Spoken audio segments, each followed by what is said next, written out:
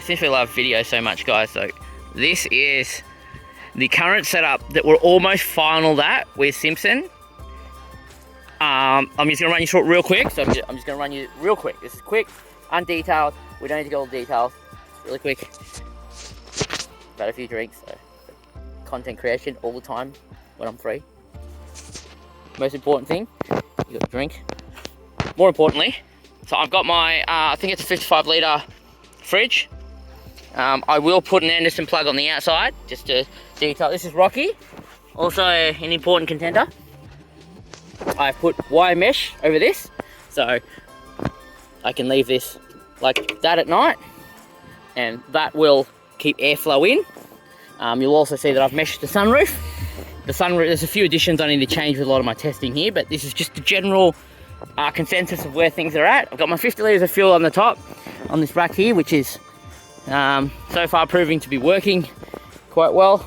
You know, the Adventra, if you've watched the channel many a times, we're running on 28.5 inch tyres, all-terrains. We've got a snorkel, which is off a 65 series Hilux, kind of a homemade job. My front push bar, which is American police style. You've probably seen it on American police shows. It looks really good. I love it. My plan with the flagpole, I'm just going to mount a little doobie here. It's going to come kind of straight up there. No real front modifications, no engine modifications. Pretty standard underneath other than the snorkel.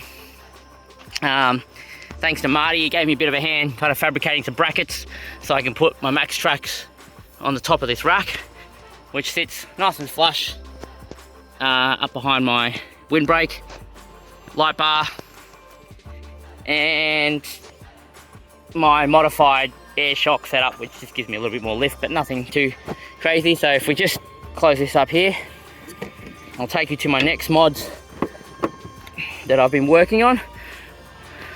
So one of my mods I've been working on for the last 8 years is my son. He's the biggest contender, but more importantly, and I just realized I can't show you this, but there is actually a lithium battery in here. It's a 24 amp hour. It's got a DC to DC 10 amp charger in there, battery guard from the main battery, just a monitor on the back, and current state of charge for my lithium battery setup. This isn't a permanent inverter, this is just a test system I've been running, but basically these are two up to capable 30 amp Anderson. These could be 50 amp, but the battery's max discharge is limiting that. So for now, it's max 30 amp. Looks good. I've still got an Anderson hidden down here, which comes directly off the car, 20 amp max, which comes off the standard factory Siggy socket, which I've cut off, but that's where it is. Running myself a 12 centimeter, 120 mil bed, which folds up. So basically what I can actually do, guys, I can fold this straight up, and I can actually open this still completely like normal. Takes, like, it doesn't even take that long. Like, I can literally do this now if I wanted to, but that's what I've got for that. Blacked out my side windows, just a bit of heat temperature management. You can see my mesh is a temporary job. My permanent job here, and I don't even know what's actually hit that there, but my permanent job here will be to actually take the plastic off and put this behind it. So if this idea proves to work really well, keeping the mosquitoes and bugs out but letting the air flow, that's what I will do. But yeah, I think that's all for inside. But yeah, just to stop that cable, I'll put an Anderson on the outside. There's actually a way to get in from the wheel arch underneath. Other than that, that's pretty much the Adventra. I can walk you through. I'll upgrade brakes to the basic level, just pads that run more optimally when it's hot, make the cross track work better. There's slotted brakes for a bit of heat dissipation. And over here in the driver's compartment,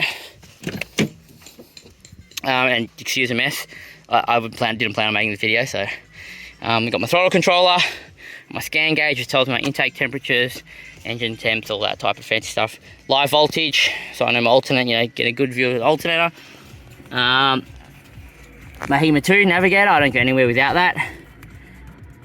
Tyre monitoring temperature thingy, oil pressure and voltage standard. And I've just got a Holiper battery socket here, so I've basically got 6 Siggy sockets here.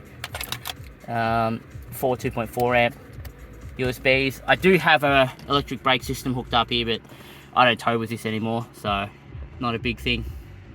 That stuff up there that you see right there, that's just a cable that runs to the live thing, which runs all my GoPros, but that's nothing to do with ATA. That's got nothing to do with what you guys would do as a mod, I don't think.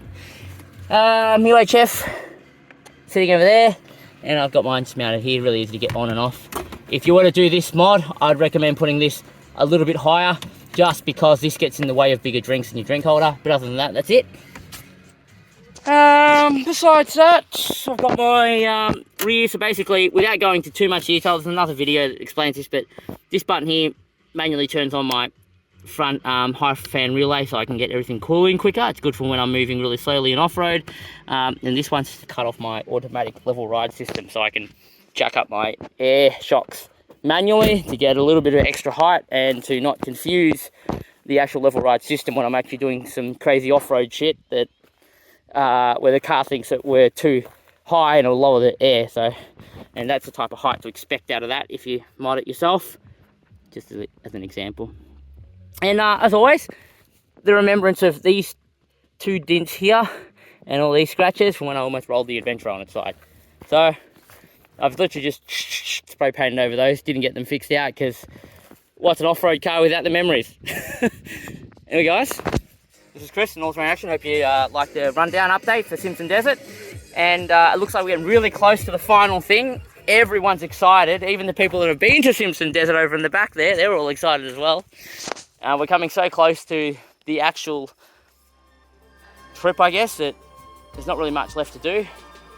Will and my wife and Wal will be here tomorrow, and we'll get on to some actual testing out on the tracks.